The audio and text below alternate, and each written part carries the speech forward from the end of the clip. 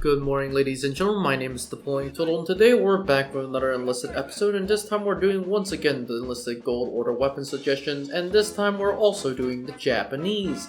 So, obviously the Japanese have been seen on our Gold Weapon Order suggestions videos before, which obviously, as of the Pacific release, I decided it's also a good idea to do another Japanese weapons video because, let's be honest, the Japanese are currently slightly suffering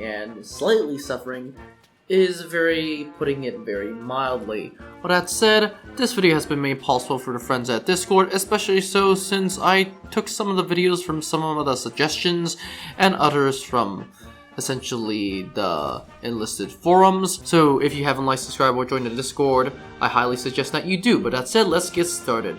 The first rifle that we have is a Hinokomoro Rifle. The Hinokomoro Rifle was based on the myths of the Russo-Japanese War, with Komuro seeking an opportunity to create and sell his inventions to the IJA, the Imperial Japanese Army. It was demonstrated before the then Emperor Meiji and soon his son, the future Emperor Taisho, in 1904. However, reports state that this was unimpressive and the weapon failed to meet the Imperial standard. Either way, they rejected it by his design. In the year of 1905, the Japanese army officially adopted the Type 38 Arasaka as their new service rifle. The rifle had an unusual blow-forward design in which the breech was static and the barrel was propelled forward. In order to create an opening for the breech, clocking was then achieved by pulling the receiver back, whereupon it will be held in the forward position by a small catch. This would create an opening in the breech for the bullet to enter. Pulling the trigger will loosen the catch and allow the barrel to move back until it made contact with the bullet, and the noise of the bullet would thus enter the end of the barrel and the bullet will be prevented from pulling back any further by a secondary catch. This catch will then release by squeezing the safety grip, which would allow the barrel to fully react and scoop the barrel completely. Upon firing, it will then be forced backward into the static firing pin, causing the bullet to fire, which is basically a long way of saying this thing is hella complicated, and that is basically the reason why the Japanese did not adopt it. But that said, let's move on to the next one, which is the Murat Rifle. Before Japan managed to develop the Murat, their armed forces had begun to rely openly on European rifles, such as the Caspot and the Maj-Tourian Murat, fused elements of the gas rifle of France and the German Mauser rifles that Japan did adopt for their own homemade rifle called the Meiji Type 13 Murat single-shot rifle. The Murat was developed during its life service and appeared in various guises. The Murat 13 was originally a single-shot rifle, which is similar to the Berdan 2, which we have in-game Enlisted, and this thing hits like hell. This rifle actually took elements from the gas and the Mauser, and the bolt handle was extended and allowed to, like the Dutch 18M71, locked in the fork of the receiver, and the receiver itself splits allows the cartridge to be chambered and extracted, such as the Garrots, and the Murat lacked in the ejector, meaning that the shooter had to exact spent cartridge by its hand, meaning that this thing was actually a little bit more complicated, so this is a bad thing. The barrel was rifled and featured a Henry Martin style bayonet mount, especially the bullet lug was located in front of the most barrel hand, and sights were covered by the latter sights of the various granites. The Murat was the last Japanese rifle to use the black powder cartridges. These cartridges came in two caliber sizes, 8mm, and hopefully for a game we're gonna get 11mm. The 8mm cartridges was identified as the 8.753 cartridge, while the 11mm cartridge was known by 11x60mm.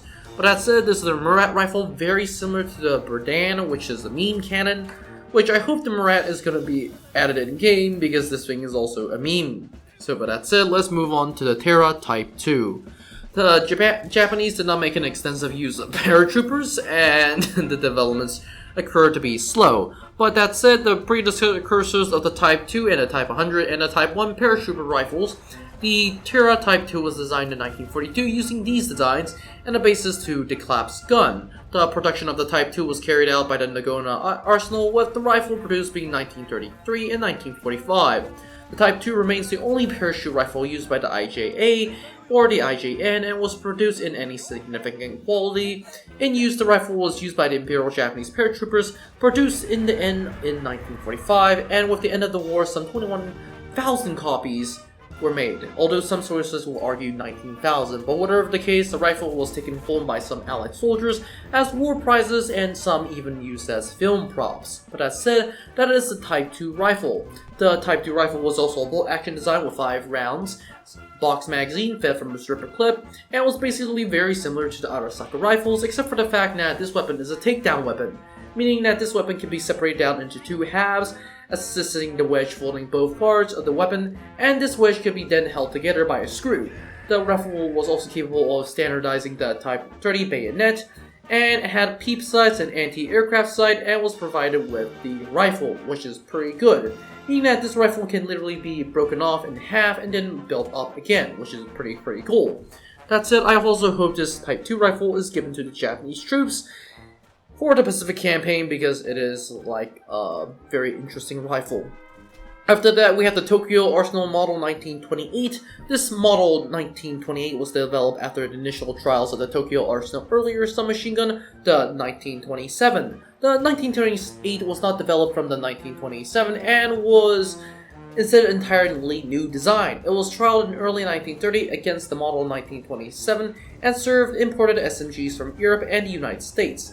The 1928 Striker broke during the test and the gun was then rejected from the trials. The Model 1928 was a blowback operated submachine gun that fired from a closed bolt. It had a fixed barrel and a fire selector which offered single shots or 2 round bursts.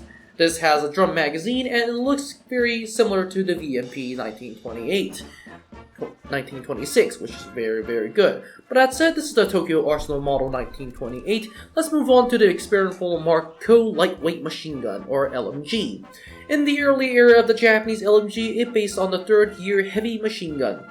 To decrease the weight, they downsized and omitted the radiation film, and in game performances the rate of fire is mediocre. It is very similar to the Lewis gun. As a matter of fact, I can instantly say that this thing is a direct copy of the Lewis gun, considering the fact that it looks almost similar to Lewis gun. As a matter of fact, the Japanese SMG has the exact same caliber and was also manufactured in 1916. It was calibered in 6.5 by 30 mm, which was also the round that used in the Type 38 rifles, had unknown round or magazine, and my guess it is similar to the Lewis gun. It had no bayonet, it had an unknown length because this thing is also highly experimental. It had a weight of 8.5 kilograms, a barrel weight, and a muzzle velocity of 700 meters per second, and a fire rate of 500 RPM. But that said, that is all it for the Experimento Mark II Lightweight Machine Gun. And that is also it for this video. Don't forget to like, subscribe, and join the Discord, and I'll see you in the next one. Now before you leave, I would like to thank you very much for watching this video. I would be honored if you could like and subscribe to the channel. Remember, more videos are coming out, so it is a good idea to click on that notification button. Anyways, have a great day and I'll see you in the next one.